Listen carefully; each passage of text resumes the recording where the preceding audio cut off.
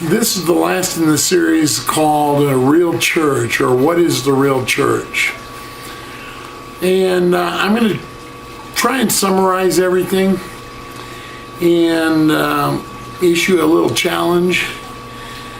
And hopefully all of this is going to have been helpful, beneficial, and maybe even made sense. We've looked at a lot of things, why people don't go to church, a little bit of the hypocrisy of the church, and the false accusations of our hypocrisy as well. Attitudes of people within the church, outside the church, the vision of the church, examples of how the church is out of touch with reality.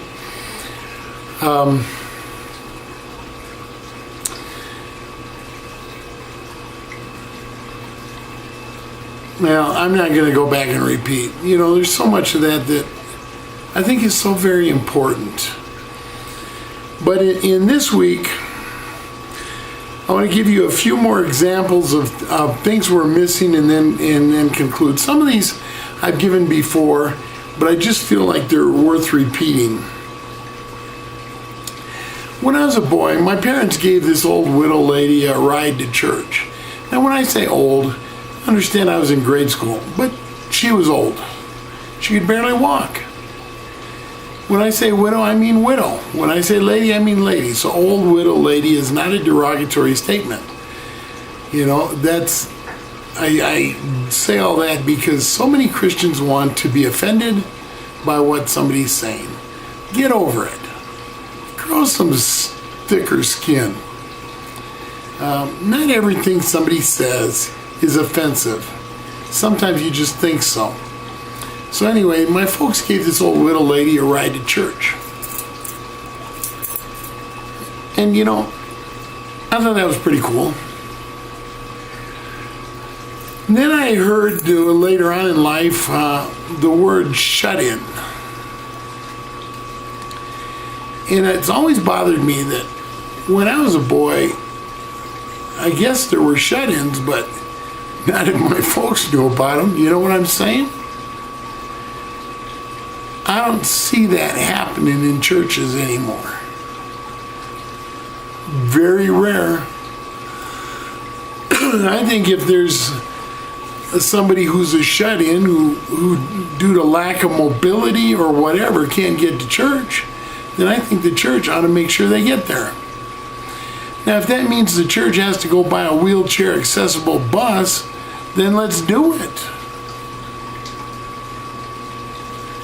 Our little tiny group, we had a lady coming for a while who was in a wheelchair. Now, it wasn't a big motorized one, but we had a van. We don't have that anymore. It died. But we used to take the van and go pick her up and throw her wheelchair in there. I'm not saying we did anything special, people. I'm saying we did what should come natural to a Christian. For 2,000 years, the church took care of orphans. And when I say the church, I mean the people of the church. They'd take orphans into their houses. Somewhere around 100 years ago, the government started building orphanages, and Christians didn't have to do that anymore. I think Christians did a better job than the government does. For 2,000 years, the church took care of widows and senior citizens to make sure they had food and they had somebody to help them out. The church, meaning Christians, or sometimes their family, took them into their own homes. Today, we let them go to a senior center where our government takes care of them, and not very well. For 2,000 years, the church helped the hungry. The church would make sure that people in the community got fed. For 2,000 years, people who lost their homes to a fire or a flood or something, the church would come out and help them build another one. For 2,000 years, the church helped the homeless people.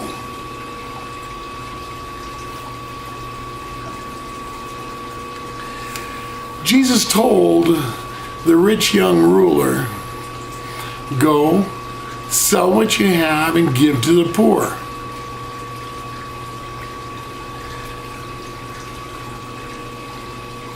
I don't care what century that happened.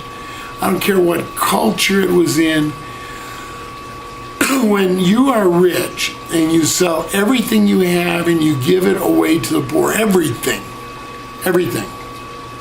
all you have left is what you can carry on you, and that includes no plastic and no green papers. You hear me, people? When Jesus says go sell all that you have and give it all to the poor, that's got to be a hard thing. And that young man, the Bible tells us, went away sad, for he had much.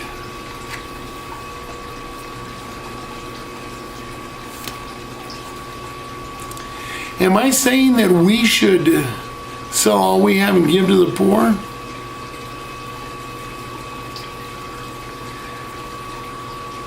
I don't know.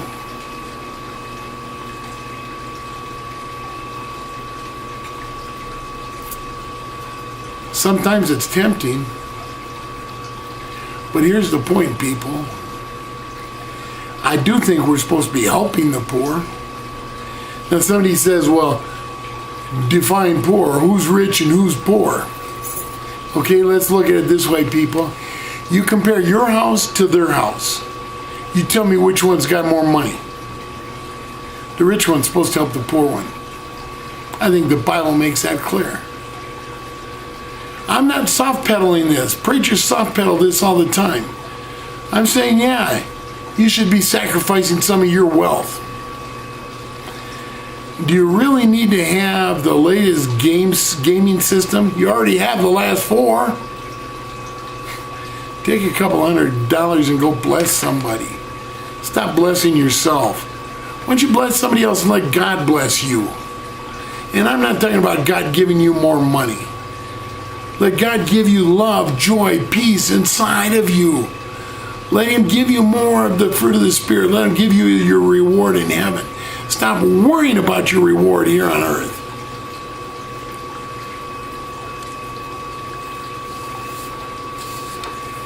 Man, I sure hope God isn't looking at what we do and comparing it to His Word.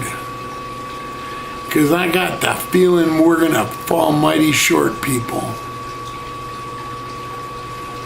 Mighty short. It seems apparent that over the last 2,000 years, society has gotten worse. Now, it's had its ups and downs, but that was true for 4,000 years before Christ. But I think it's very apparent within the church that things have slid downhill. Now, Protestants are going to say, of course, the Catholic Church, it went way downhill.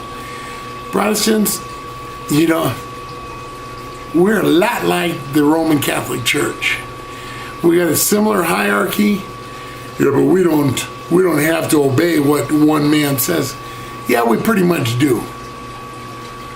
If we don't, we get run out of the church or the denomination or whatever. But we don't have all those rules. Yeah, we do. Every denomination's got their website with all their rules listed on it. If you don't follow every rule in the Roman Catholic Church, you don't necessarily get kicked out. You might. If you don't follow every rule in your denomination, you won't get kicked out, but you might. There ain't a whole lot of difference. Well, they have this structured order of service that's all laid out. So do Protestants. 99% of every Protestant church I've ever been in, if I go 3 weeks in a row, I got their order of service.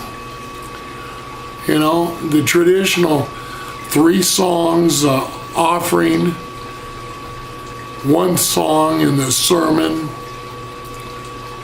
and a closing song followed by announcements, or maybe the announcements are at the beginning.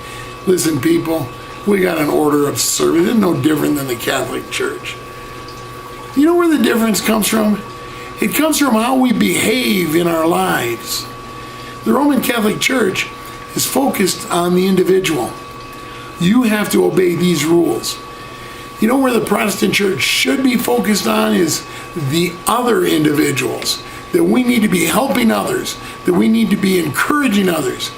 If we call ourselves evangelists, then we need to be seeking the lost, because that's what that means. If we call ourselves fundamentalists, that means we should be diligently studying the scripture every day, because that's what being fundamentalist is all about.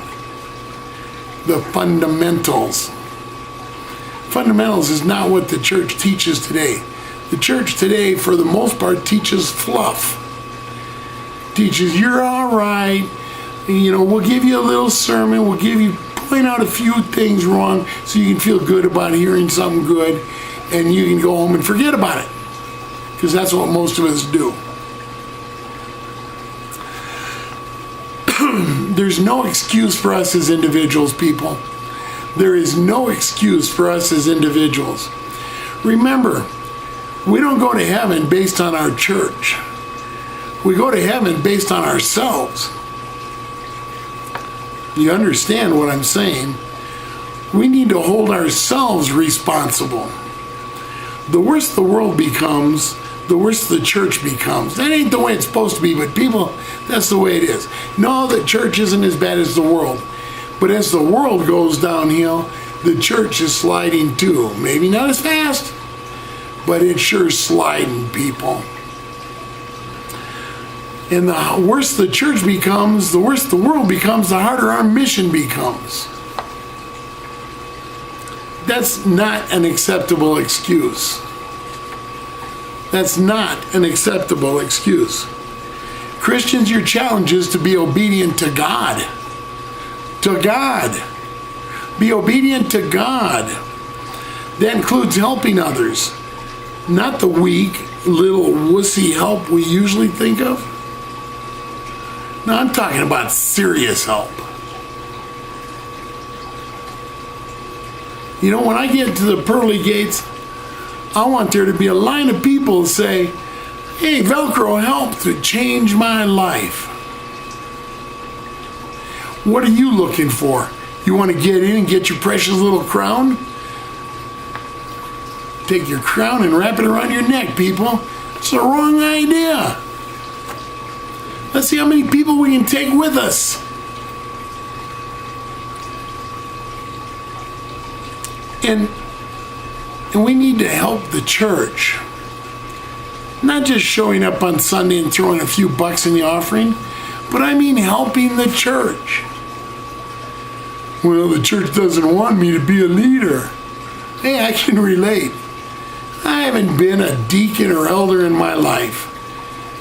Never even been asked. Well, partly because I was always moving. And truthfully, I've always been a little controversial. I did preach for a few years in Minnesota at a church, but they were desperate. They had nobody else. Listen, people.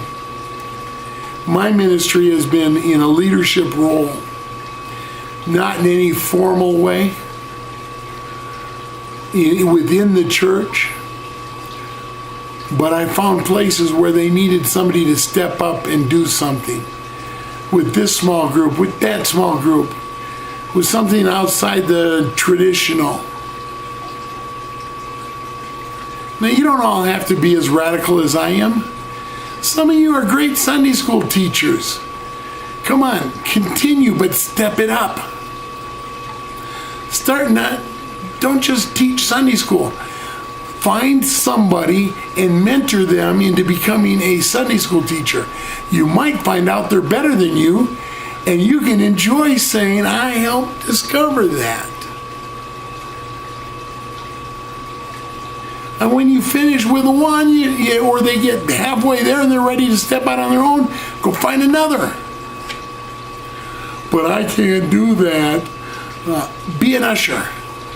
But you be the best usher that church has ever seen. Be a greeter. I don't care if you're officially an usher. Be a greeter. I was in a church where I wasn't official anything. But I made it a point to shake the hands of every visitor that came in. And this was a church that ran 300 plus on Sunday. And my goal, and I worked hard at it, was to shake the hand of every visitor that came in that church so they'd feel like somebody welcomed them. Now, people, to me, that's a leader. No, I don't think of these ideas myself. I read books, I hear sermons. I'm not a smart enough man to come up with all this stuff by myself. I follow the lead of other people. Come on, follow their lead.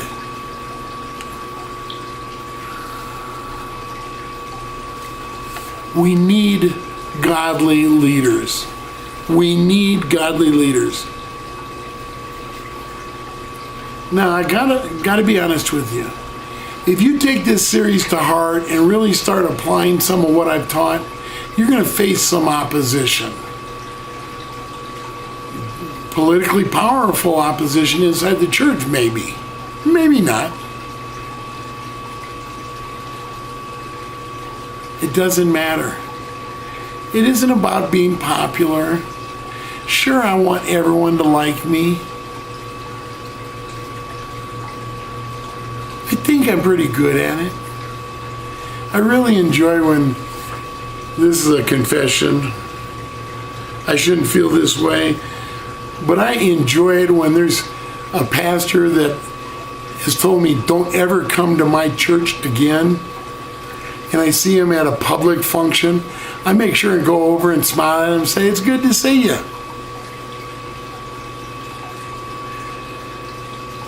So I got a little nasty streak. Listen, opposition, I don't try and tear those pastors down.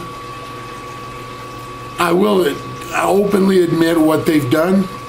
That's fine. They did it publicly. That's fine. But people, it isn't about tearing them down. Build them up. They're men of God doing their best. Their best is just pathetic. That's all. A real leader, people, is going to keep on going no matter what the opposition.